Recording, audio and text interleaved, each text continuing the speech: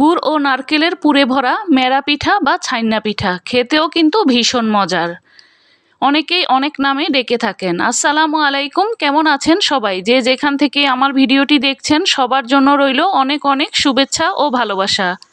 তৈরি করার জন্য আমি একটি প্যানের মধ্যে 1 কাপ কোরানো নারকেল নিয়ে নেব। সাথে নিয়ে নেব গ্রেট করে রাখা 1 কাপ খেজুরের গুড়।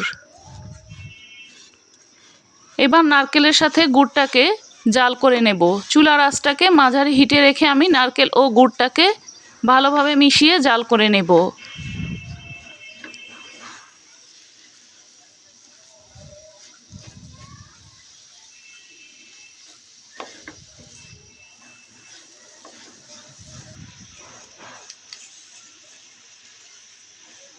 গুড় থেকে কিন্তু অনেকটাই এরকম পানি বের হয়ে এসেছে। একদম পানিটা পুরোপুরি না শুকানো পর্যন্ত আমি এই পুরটাকে রান্না করে নেব। পানিটা কিন্তু পুরোপুরি শুকিয়ে আমার নারকেল ও গুড়ের পুরটা তৈরি হয়ে গেছে। এখন আমি এটাকে একটি প্লেটে ঢেলে নেব। এবার এই পুরটাকে ঠান্ডা করে নেব। এদিকে চুলায় প্যান বসিয়ে আমি 2 কাপ পানি দিয়ে দেব।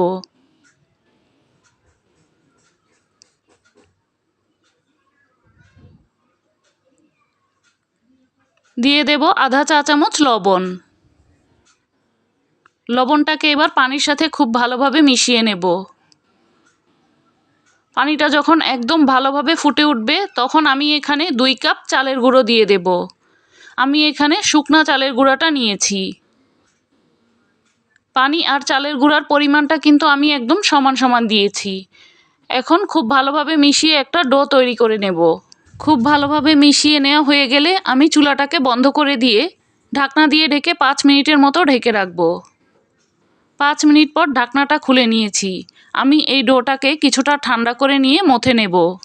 ডোটাকে কিন্তু আমি খুব ভালোভাবে মথে নিয়েছি।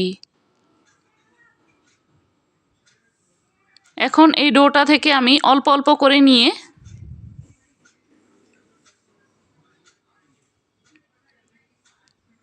পিঠাগুলোকে তৈরি করে নেব।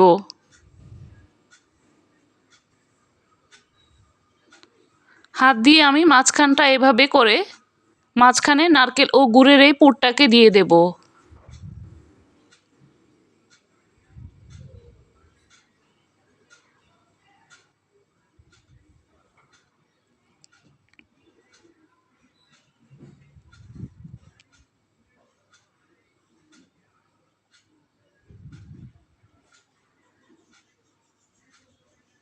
পিঠাগুলোকে আমি একটু লম্বাটে করে তৈরি করছি।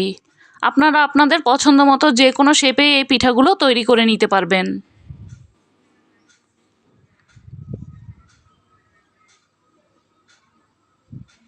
আমি আরও একটি পিঠা তৈরি করে দেখাচ্ছি।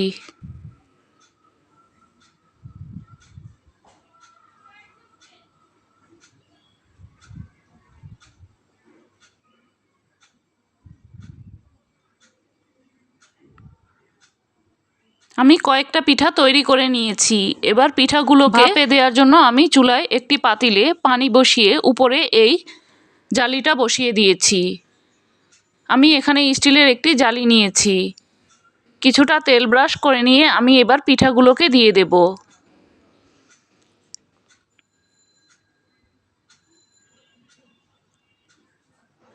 এখন ঢাকনা দিয়ে ঢেকে প্রায় 10 মিনিটের মতো আমি এটাকে ভাপিয়ে নেব।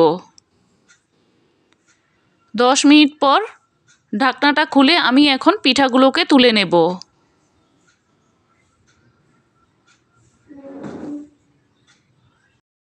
আমি ঠিক একইভাবে সবগুলো মেরা পিঠা বা ছাইনা পিঠাকে তৈরি করে নিয়েছি।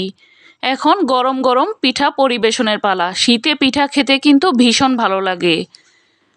চাইলে আপনিও এই রেসিপি ফলো করে একবার এই পিঠাগুলোকে তৈরি করে দেখতে পারেন। আশা করি খুবই ভালো লাগবে। আবারও দেখা হবে নতুন কোনো রেসিপি নিয়ে। সে পর্যন্ত ভালো থাকবেন, সুস্থ থাকবেন।